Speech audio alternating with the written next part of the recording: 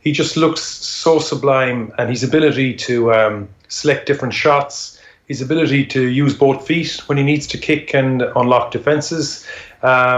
I think he requires the Irish rucking system to work in his favour, to that clinical, ruthless rucking, high percentage that they have is really helpful, and having someone like Chris Farrell outside him is very, very helpful as well, to have that go-to guy. I was enjoying his performance so much, I said, listen, you got to start this guy somewhere in many ways, and that then you reflect then on maybe how the Irish back three were playing, and in particular Jordan Larmour. Is there a possibility that Carbery could force his way into that 15 slot, taking into account the likes of Rob Kearney, etc. as well? But I thought he was superb. And how seriously would you think he might force his way in, given the context of much of this year's Six Nations and the autumn internationals was that Rob Kearney is more important than ever? Yeah, I think that certainly it would appear that Joe Smith's go-to guy is Rob Kearney, for all the obvious reasons. Like, the guy's a world-class player, and the guy has all that solidity, and we know what a quality player he is. But if you look at, say, Australia, we had a lot of rugby at the weekend, and if you look at how Australia and New Zealand played, and you say, for Australia, I know there was subplots in the New Zealand game, but Australia ran the ball something like 700 and something metres, which is phenomenal amount of metre carried, and in around the same amount of passes to Ireland. So they're doing something different with the ball in hand in Ireland, and it's not like for like, because we were in a Six Nations setup really at the weekend versus what the Bledisloe Cup is like. But they're doing something different, and if you look at the English fullback, anytime he's getting the ball, particularly off a kick towards him, a loose kick, you saw Wales kicked a couple of loose ones to him, and I thought he was just absolutely sensational, looking for his big wingers to get involved. In other words, the English back three, like a lot of the other nations, are forming a counter-attack, shifting the ball into different space. I think a player like Carbery has that skill set, obviously, and a kicking game and all that as well. He's a playmaker. It would be worthy of looking at. Whether it's too late now, running into the World Cup, is another debate. Well, that was literally the next question. Is that too big a transformation to try and bed in over the next 3 games? And obviously there are 3 games he can't play in, with September 22nd around the corner. Or would it be something that you could kind of bed in relatively quickly, as in instantly? I don't think so. I don't think it's something that Joe Smith's looking at, to be fair. And it's hard to double guess him, because he gets so much right. It's just that when you look at, certainly at the England, I don't know, did you see the England-Wales game, where you're probably in Croke Park maybe? Yeah. But it was very instructive to see how the English playmakers in the English backline utilised the powerful brutes they had too. They have this amazing oscillation between give it to a big guy and get a creative guy to create some space for the big guy. And I think that's the piece that maybe I was most frustrated about Ireland's performance on Saturday. Was it was still an awful lot of, and Italy, to be fair, read an awful lot of Ireland's attacking plays and chopped down and knocked down and double-guessed. In fact, it took Carbery to come in. I can't remember, was it Rhys Ruggett passed the ball to him or not? I can't remember. Chris Farrell, I think. Nice hands from Chris Farrell, somebody pulled the ball back, and all of a sudden Carbery was not in a natural position. He was coming in from a blind position, so the Italian defence were tricked in many, many ways. It's just a small point. I don't think Joe Smith's going to do it, but it's a little frustrating when you see other sides beginning to evolve to that type of style of game. Curious for your thoughts then on Jean Kleyn in the second row, tight head position, second row. What Schmidt said afterwards in his press conference was that he acquitted himself very well around the pitch, work rate excellent, couple of impact tackles, big man, he's 120 kgs, a tight head lock who gets through a lot of work, and that's a good starting point for him. I saw in other quarters people talking after the game saying, he carried a lot but didn't actually get anything done. There was no huge impact, and when Tadhg Byrne came on, he was far more visible. And then I guess the following one I've seen people say to that is that, with the exception of a James Ryan, the tight head lock, different things are expected. He's not going to be as visible. Can you explain all this to us? I can try. I think the first thing to do is, it's ridiculous to compare Tadhg Byrne to John Klein. They're totally different players. And I wrote about it today, Joe, about the 3 scrums in the 53rd minute, the 6-something minute, whatever else. But Klein went off with a blood injury. So he was your tight head. So he was your second row behind the tight head. And it's extremely fatiguing for that player. And now we've had some freaks like Paul O'Connell and James Ryan. but traditionally it's a really important scrummaging place. And it's really, you traditionally have your really powerful scrummager in there, like Quinn Rue when he plays behind the tight head. It's of huge importance. Now, you got to take into account the Italian front row were a little bit light on caps and that, so it isn't the biggest test. Like South Africa, if we play them in the quarter-final, that's where the value of a tight head scrummager lined up with the tight head is of huge benefit. So again, like our expectations of a tight head is to do everything, but like Mike Ross did something very special for Ireland for 60 plus caps. He made that unit, that set piece so solid. It was very important. Now, Klein is not the rampaging second row like a Ty Byrne. Ty Byrne is like a 5.5, 6 player. He can play both 6 and second row. So he'll get around the pitch. Klein's not that type of player. But if you look at his season with Munster, he's of enormous importance to what Munster are doing. He's a real enforcer, a real dog in the line-out maul. When he gets used to the Irish players, remember it's his first game, I think he'll become a huge enforcer and very, very important. Right. And he's the sort of guy, when you run around the corner, if you're carrying a ball at him, he'll just smother you and knock you back. It won't be your classic tackle, but he'll just start raking up a really important work rate. When it comes to the second row in the scrum, he went off with a blood injury, and Ian Henderson went in behind. At this stage, it was John Ryan. Yeah. That scrum was demolished, and there was a penalty conceded, which Italy went to touch, and they scored the try that wasn't a try. Okay. So I think that's a reminder to us all, the importance of getting your number 3, your tight head, and the guy behind you, traditionally in the number 5 jersey, getting those two guys is very, very important. Because if you get it wrong, remember, we could be playing South Africa, we could be ahead with 3 minutes to go. They will be aware of scrummaging and the opportunity gives them. Yeah. And if we give them any opportunity to play for a penalty, and we could lose our semi-final on that one key aspect, it's really, really important. Right, okay. That maybe explains, people kind of quibble about Quinn Rue's involvement in the years, but maybe that explains it. So Jean Klein's still very much in contention in your book.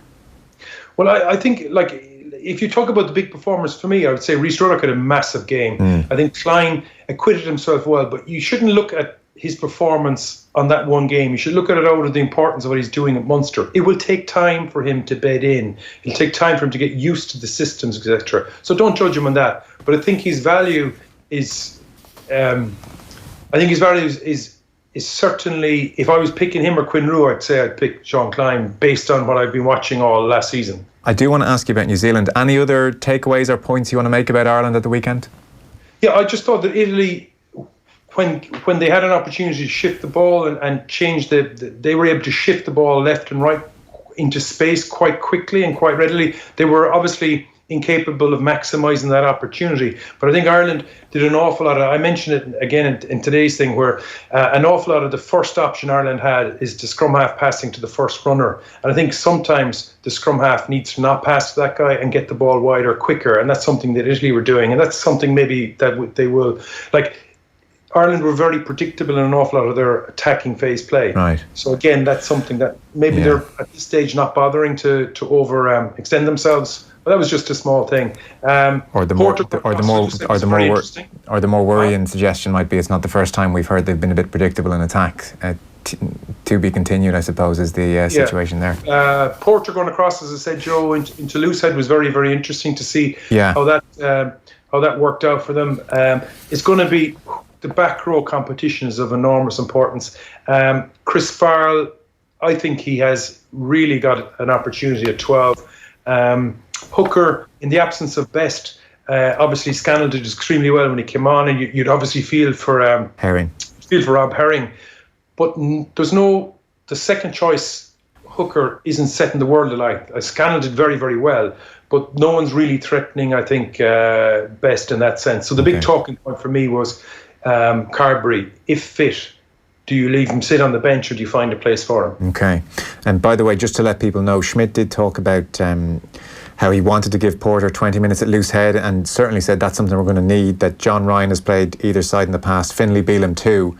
So those three kind of have that in their locker, where the others are more specialists. So, it's probably maybe another slight mark against Jack McGrath as he bids to get in the plane. And then what he said to Chris Farrell was that he took a big step towards being able to play both positions in the centre. He said, we want all four centres to be able to play both, and potentially one on the wing too, and even mentioned how Gary Ringrose played on the wing a lot for Blackrock. So that was an insight into Schmidt's thinking. Australia then against New Zealand, 47 points to 26 in Perth, 6 tries to 4. Can I give you, Stuart Barnes put together a list of reasons New Zealand won't win the World Cup, and you can jump in and tell me what you agree with and what's right and what's wrong. So, this is the Barnes rationale for why they're not going to win the World Cup, and he said he thought this before what happened in Perth. He's, in short, 2011, 2015 sides, they were settled. This side is not. He said midfield, Man Nonu, Conrad Smith kept a grip in the game in a way various Kiwi combinations have failed to do since over the last 2 seasons. He said the back row in the last World Cup, they had Kyno, McCaw, Kieran Reid, the best 6, 7 and 8 in the world. Kyno and McCaw gone now. He said Reid might have just started his descent too early now. Confusion reigns at fly half, he said. He reckons Barrett, a thrilling attacking player, but can't kick pressure goals like Carter. He said Barrett's wasted at 15 and Mo'unga is a class or 2 inferior at fly half. All this so close to Japan. He said New Zealand have reverted to a more typical approach to point scoring away from the revolutionary running game of 2016-18.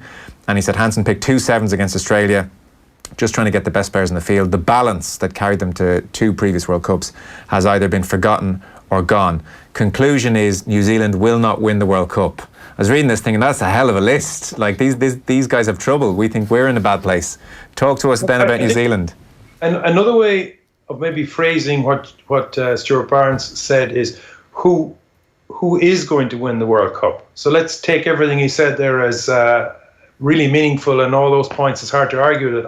I would hold my complete killing off of New Zealand. They're playing Australia again. Is it next weekend? Yeah. In Eden Park. Yeah. So I kind of, I just wait for that reaction for a start. Yeah. That said, from the outside, I've always thought that South Africa are going to be because if we beat South Africa, if we play them in the quarterfinal and we beat them, I think we can go on and win the World Cup. That's how good South Africa are becoming.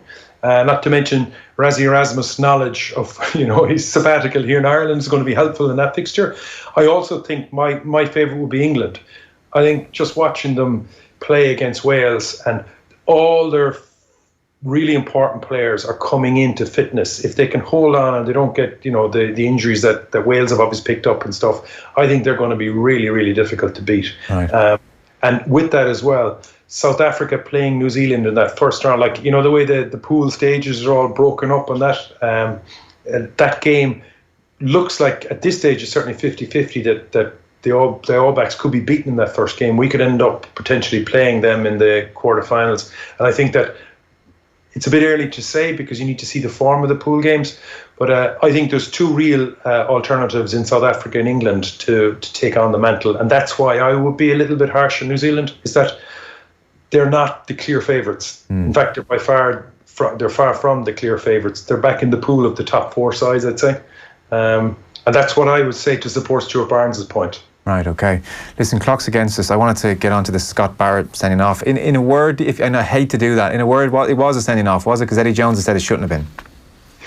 The referee's role, Joe, is to change the behaviour of a player that needs his behaviour changed. World Rugby needs to get this right. And if a referee makes 100 decisions on that particular incident and gets well over 90 of them right, that's more than enough to justify the 2 or 3 grey areas. I think if it's grey, must err on the side of safety. For me, it was a shoulder charge. Yeah. So for me, you got to outline. You have to change the behaviour of the players, and the only way to do it is not to ask them, is to send them off or yellow card them or give them serious punishment. And the player isn't the key here. It's the coaches that are coaching them. And say on the teams I've played in the past, if I was captain or whatever, and we had a great player who was giving away penalties, I would say to that player, listen, if it's a selection, I'm going to have you dropped, because as good and all as you are, we can't afford to carry the penalties and sin binnings. So when the punishment is pretty hefty, the whole coaching structure changes to accommodate that, because no one wants to lose a World Cup match, a playoff game, and look what happened in the scoreboard. You'd say, listen, wow, that was a huge punishment for New Zealand, and that will focus players worldwide to get this bit right. So I would agree, send them off and be done with it. Okay, Liam, thanks as ever, appreciate it. All right. Liam Toland there with us on this Monday evening. Our rugby coverage, as ever, with thanks to Vodafone, team of us, everyone in. By the way, we've recorded a very special sit-down chat between Brian O'Driscoll and Dennis Hickey. The full video will go live on our social channels later this week. Just a taster here, the lads remembering some tasty battles against Argentina. he had the song Fernando used to always sing, so we all end up in a rendition of Fernando, which I'm sure the Argentinians lads probably thought we were taking the piss out of them, which we weren't. But we insisted on Don singing the song, and we all got. It was just one of those. It was a mix between relief, euphoria, and realising that we still had to play another match. Rugby on Off the Ball. With Vodafone, official sponsors of the Irish rugby team. Team of us. Everyone in. I'm Sharon Lister, and I'm living proof that NCI gives you the practical knowledge you need to succeed. Prove to yourself what you can do with National College of